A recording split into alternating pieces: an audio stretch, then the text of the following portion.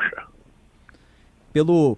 Pela liturgia do cargo, né, Rosane? Nós usamos sempre o último cargo, então vamos chamá-lo de presidente aqui, assim como fazemos com governadores, deputados, senadores. Então, presidente Lula, eu vou começar por uma contextualização para a gente entender as viagens que o senhor está fazendo pelo Brasil e ao exterior. O que falta para o senhor se lançar, ou o PT lançar o senhor oficialmente como um pré-candidato? Porque o senhor ainda trabalha, quando fala de eleição, na condicional.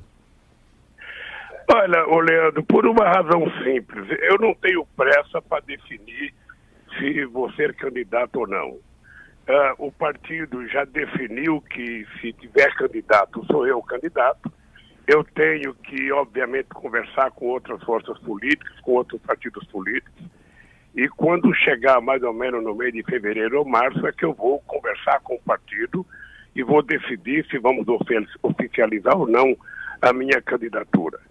Eu tenho andado pelo país e tenho andado pelo mundo para tentar mostrar para essas pessoas que o Brasil é um país poderoso, que o Brasil é um país que já foi a sexta economia do mundo, que o Brasil é um país, sabe, que já foi símbolo da preservação ambiental, sabe, nessas últimas décadas, e que o Brasil é um país que teve uma ascensão extraordinária do ponto de vista da inclusão social, que mereceu respeito por todos os países do mundo e reconhecimento pela ONU.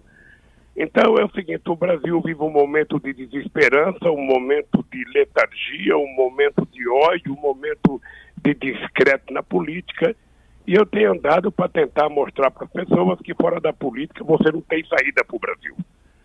Ou a gente resolve isso com política, ou a gente resolve isso organizando os partidos políticos, ou a gente resolve isso elegendo pessoas que tenham compromissos políticos com a sociedade brasileira, ou a gente vai de vez em quando fazer aventuras.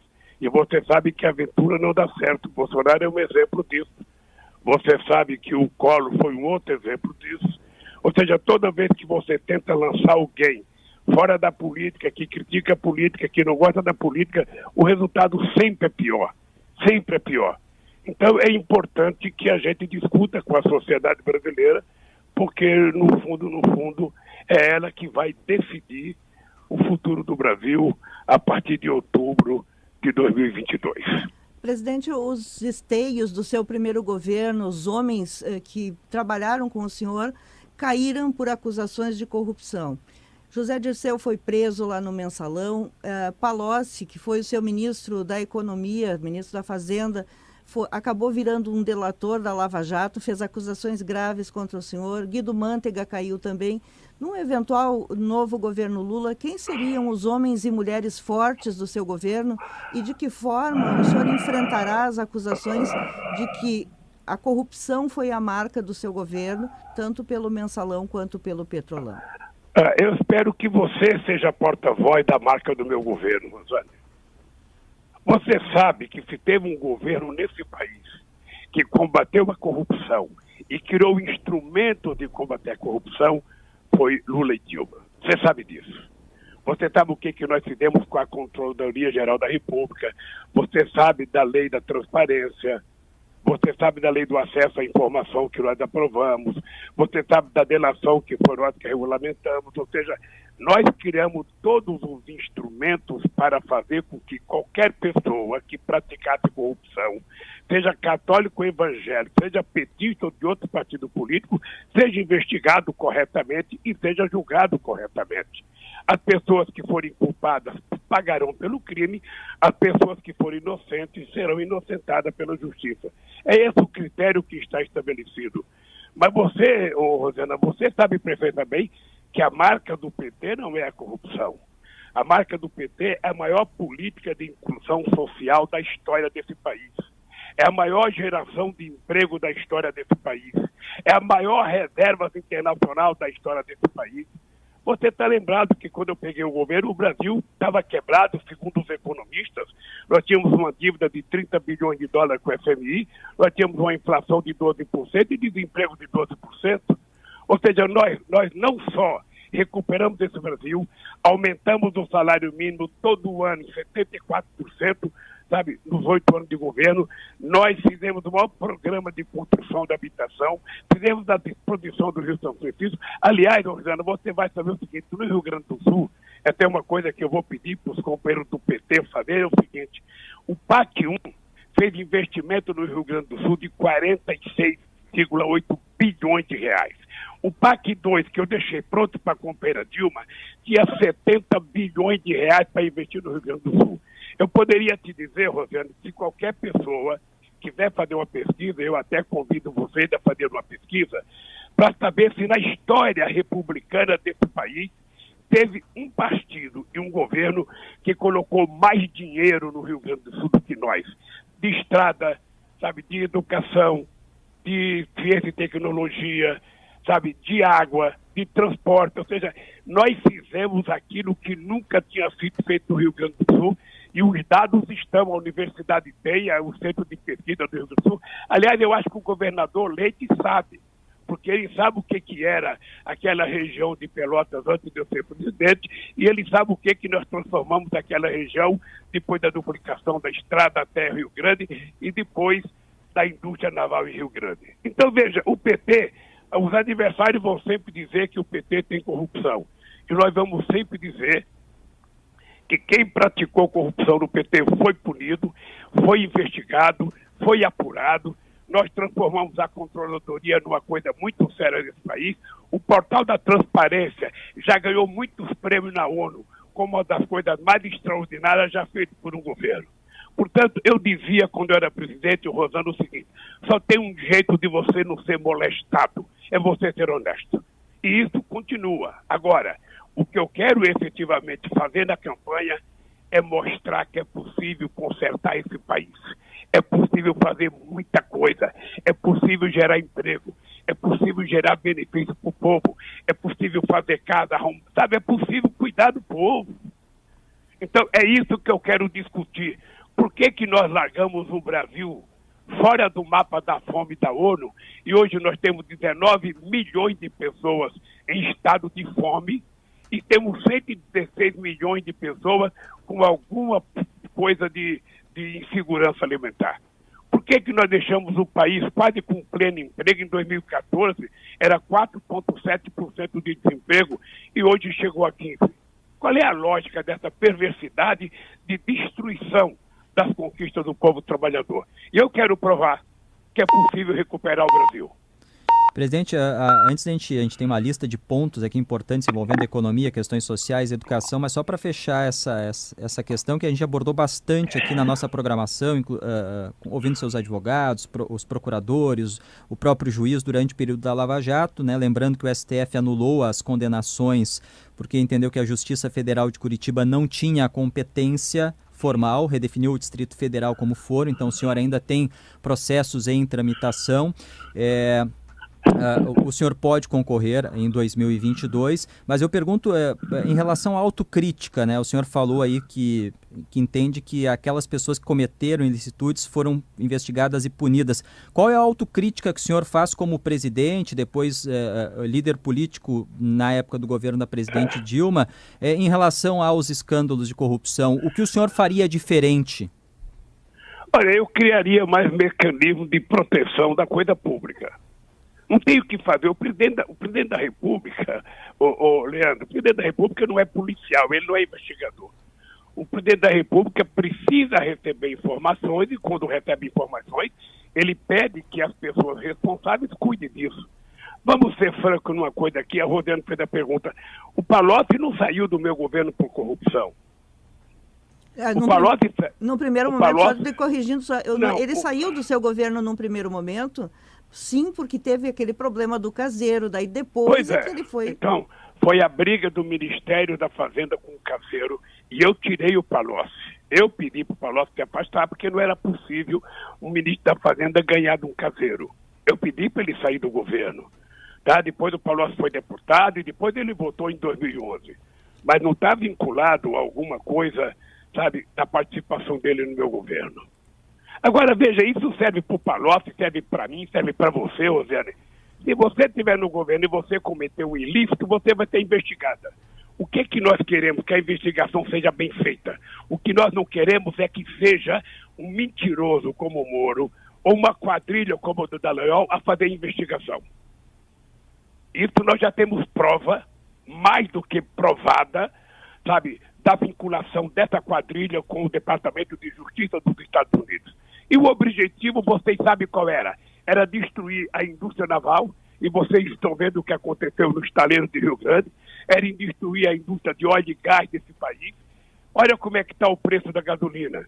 Não tem explicação econômica, não tem explicação científica, não tem explicação sociológica ou filosófica da Petrobras ter que ter preço internacional num país que é autossuficiente.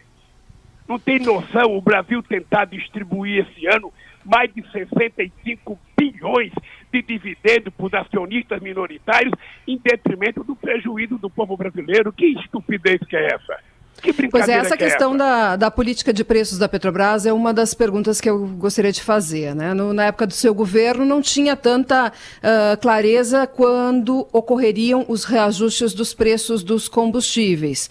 Agora foi estabelecida uma política de preços que é essa paridade internacional. Ao mesmo tempo, os preços dos combustíveis têm subido bastante e estão entre as principais pressões sobre a inflação. Os principais fatores são o petróleo e o dólar.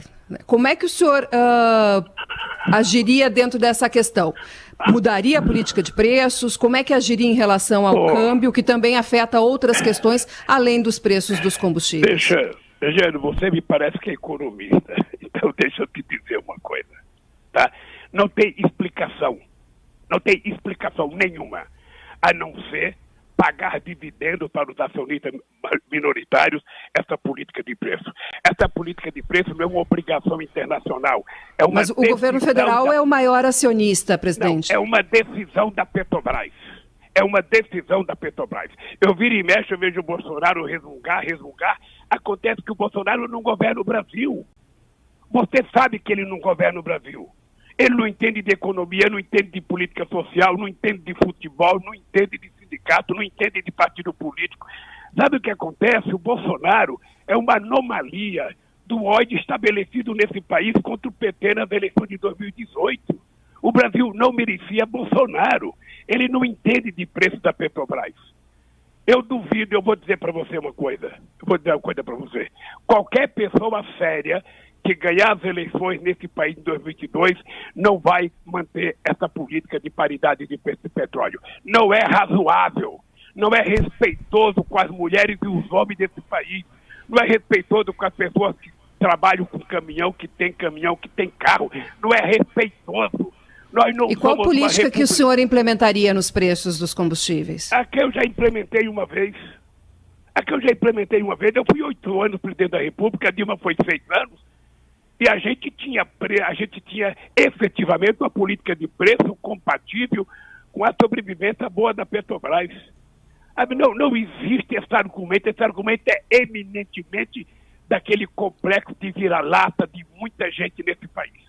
Se subordinar aos interesses das multinacionais que estavam preparadas para destruir a indústria de engenharia no Brasil, a indústria naval, a indústria de óleo e gás, e tentar ainda fazer um acordo de receber 3 bilhões e 800 milhões de dólares, do quais uma parte é para o Dallagnol criar uma fundação.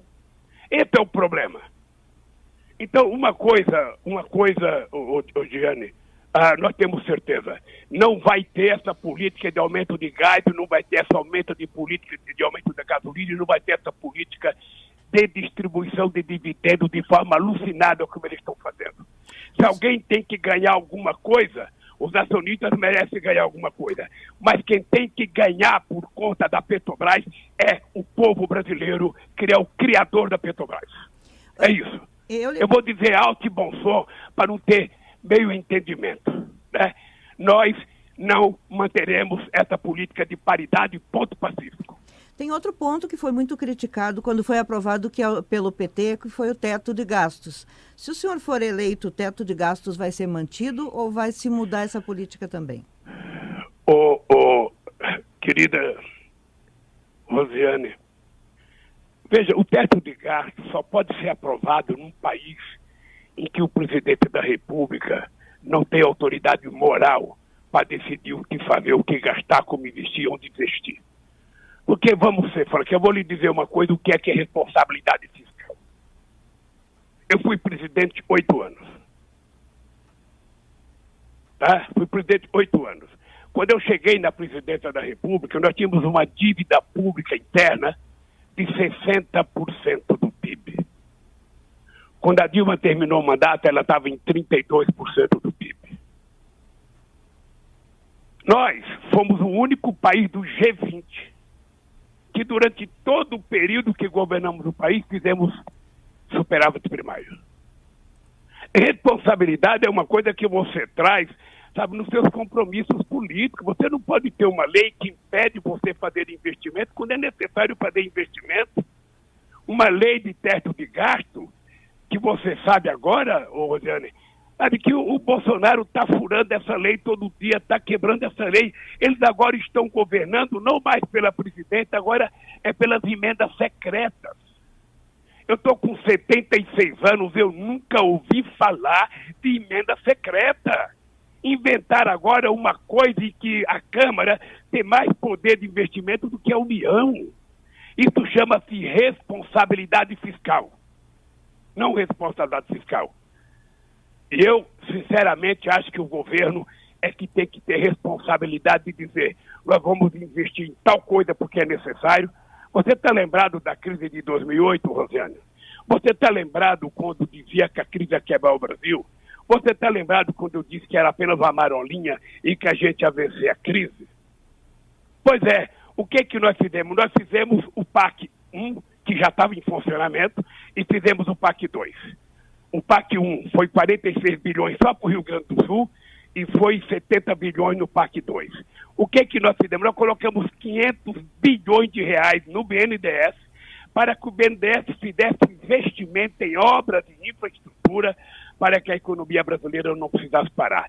Não existe possibilidade de você governar esse país ou qualquer país do mundo se o governo não tiver capacidade de ser o indutor do desenvolvimento. Vamos pegar um país sério como a Alemanha e um conjunto de países como a União Europeia. Eles colocaram 760 bilhões de euros durante a crise para salvar a economia alemã e a economia europeia. O Biden cansa de anunciar todo dia trilhões e trilhões. Esse é o papel do Estado brasileiro. Esse é o papel do Estado. Qual é o papel do Bolsonaro? É diminuir o Bolsa Família. É diminuir o Bolsa Família. Quando, na verdade, este país tem que ter política de inclusão social, porque a fome voltou forte, o desemprego voltou forte, sabe? E a massa salarial caiu de forma assustadora. Então, nós vamos ter que fazer muito, mas muito esforço para que a gente dê ao Brasil. E eu queria que vocês lembrassem que quando eu era presidente, naquele famoso encontro de Copenhague, quando nós ganhamos as Olimpíadas, o Brasil era a 6ª economia do mundo. Hoje o Brasil é a 13ª economia do mundo. Ou seja, voltando a falar em economia, o maior desafio que nós temos atualmente na economia é a inflação, né? Voltando também a falar de inflação. E nós devemos fechar agora 2021 com uma inflação de 2 dígitos pela primeira vez desde 2015. 2015 foi o último ano que nós tivemos inflação de 2 dígitos no país. E esse problema vai se prolongar ao longo de 2022 e vai ter que ser enfrentado nos próximos anos, inclusive as consequências disso nas classes de renda menor. Entre os impactos que nós temos na inflação, os combustíveis nós falamos, nós temos o aumento da conta de luz, muito forte. Nós temos aumento de preços dos alimentos, o efeito em cascata disso. Como é que o senhor pensa em lidar com esse problema, esse desafio da economia? Ô, Giane, tem uma coisa importante, e obrigado pela tua fala, porque 50% da inflação hoje está subordinada aos preços controlados pelo governo. Portanto, o governo tem muita responsabilidade pela inflação, pelo preço da energia, pelo preço do gás, pelo preço da gasolina, pelo preço do óleo diesel. Então, o governo é responsável por metade. Olha, a crise que você tem na questão do alimento é porque você tem uma parcela menor das pessoas comprando E ao invés das pessoas, e por conta da seca em algumas regiões, e por conta da falta de financiamento em outras, cai um pouco a produção, sabe, agrícola do país, sobretudo na questão de alimentos, ou seja, que nós temos que incentivar, é reforçar a agricultura familiar, é colocar mais dinheiro, é fazer mais financiamento. Vocês estão lembrados quando veio a crise de 2008, que dizia que tinha uma crise de alimento e que nós descobrimos que não tinha crise de alimento, a crise era no mercado futuro, que estava comprando, sabe, muita coisa que ainda não estava produzida. O que nós fizemos? Vocês participaram. Nós criamos uma política chamada Mais Alimentos. As empresas agrícolas do Rio Grande do Sul se lembram. Nós vendemos naquele ano 80 mil tratores de 80 cavalos para salvar a indústria e criar uma política de melhoria da produção da agricultura familiar. Ô, gente, a crise, ela acontece para você resolver. Para que tem um médico? Não é para fazer consulta, é para curar as pessoas. Não é para fazer diagnóstico, é para dar o remédio certo. Para que serve um presidente da República? Para resolver as crises. Como é que você resolve a crise? Se você não sabe resolver, consulta o povo. O povo sabe. É por isso que no meu governo, Giane, eu fiz 74 conferências nacionais. Era conferência municipal, conferência estadual e conferência nacional para decidir as políticas públicas que nós íamos colocar em prática nesse país. Portanto, a única coisa que eu posso dizer para vocês é que o povo vai voltar a governar esse país. Quero saber do senhor a visão de democracia, né? O Brasil tem muitas visões diferentes sobre o que é democracia. E uma declaração do senhor recentemente, numa entrevista, gerou repercussão e daí eu aproveito a oportunidade para perguntar. Daniel Ortega, na Nicarágua, Nicolás Maduro, na Venezuela, o regime cubano, são democracias? Eu sinceramente, Leandro, eu fico às vezes pensando como é engraçado. Primeiro, eu não fiz comparação entre Ortega e Angela Merkel. Eu fiz comparação entre dois mandatos, ou seja, entre o parlamentarismo e o presidencialismo. Por que no parlamentarismo as pessoas podem ficar 20 anos, Margaret Thatcher ficou 16, Hamilton Kohl ficou 16. E por que no presidencialismo não pode? Foi esse o questionamento. A segunda coisa é o seguinte, a Venezuela acaba de fazer uma eleição agora, vocês devem ter acompanhado. Embora o presidente Maduro tenha feito a maioria de governadores, a verdade é que na somatória de votos a oposição ganhou. A oposição teve 52% ou 53% dos votos contra 40 e pouco do Maduro. Ou seja, significa que quando a oposição participa, ela tem chance e pode ganhar. Acontece que eles participaram em 10 partidos políticos, obviamente que dividiu a oposição e o Maduro ganhou. Então, mas no caso da Venezuela, presidente, só porque, no caso da Nicarágua, só porque o senhor fez uma comparação entre parlamentarismo e presidencialismo, mas no caso específico, o que o Daniel Ortega fez foi prender os adversários. Esta é a diferença. Mas eu não vi vocês ficarem incomodados quando eu fui preso injustamente. Eu não vi vocês falarem que o Bolsonaro foi candidato comigo preso. O senhor pode ser, depois você ficou sabendo que tinha problemas, a sua condenação foi anulada, mas a época em que o senhor foi preso, o processo ocorreu, o senhor foi julgado, não é o caso dos adversários do Daniel Ortega. Rosana, deixa eu lhe falar uma coisa, eu estava preso quando a ONU, em Genebra, autorizou que eu pudesse ser candidato a presidente. Você sabe disso? A ONU disse que eu poderia ser candidato a presidente sob júdice, como outras eleições municipais anteriores tiveram 140 prefeitos que foram candidatos sob júdice. Aí o Barroso tomou aquela decisão de me enquadrar na lei de ficha limpa. Esse é o critério. Esse é o critério, ou seja, vocês não falaram nada quando prenderam o cara que estava em primeiro lugar nas pesquisas da opinião pública. Eu não era oposição. Eu era o cara que sozinho tinha mais votos que todos os outros. Me prenderam para tirar das eleições. Aí depois que acabou as eleições, agora poderemos querer fazer um acordo com o Lula. Vamos pedir para ele ficar preso em casa. Não aceito. Não faço negócio com a minha dignidade. Dignidade é uma coisa que a gente não compra em supermercado, não compra em shopping, nem vai na feira. Dignidade a gente nasce com ela e a gente cria durante o processo de vida.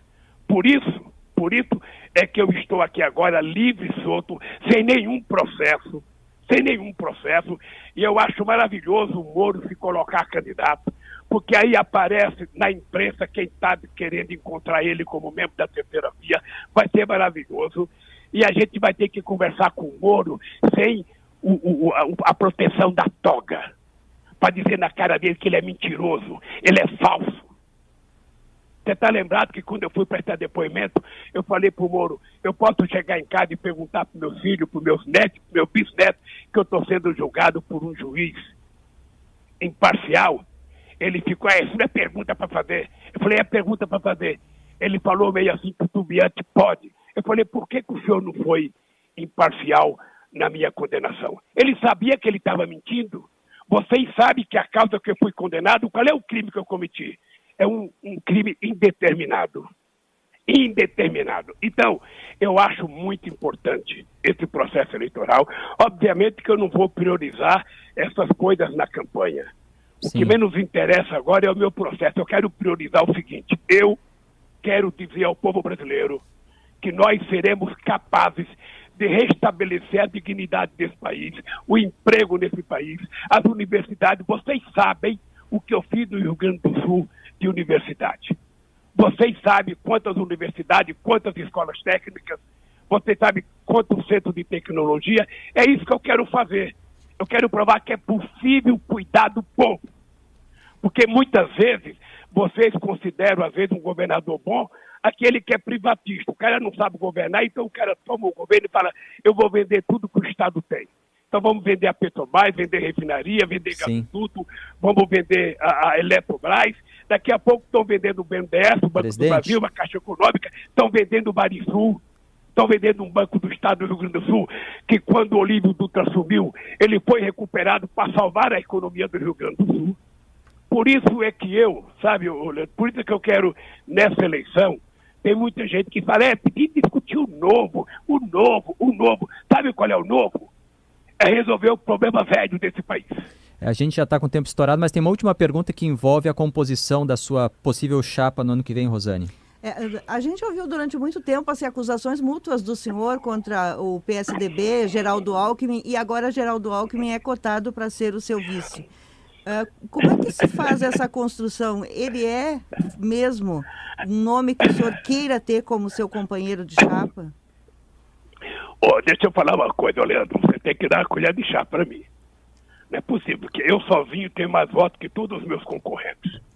Ele não pode ter o mesmo 20 minutos que eu, tem que ser uma coisa proporcional. Você me dá um minutinho a mais, nós ficamos quitos. Nós tentamos sempre manter o equilíbrio aqui. Rosiane, deixa eu lhe dizer uma coisa. Eu já tenho 23 vices e 8 ministros da Fazenda.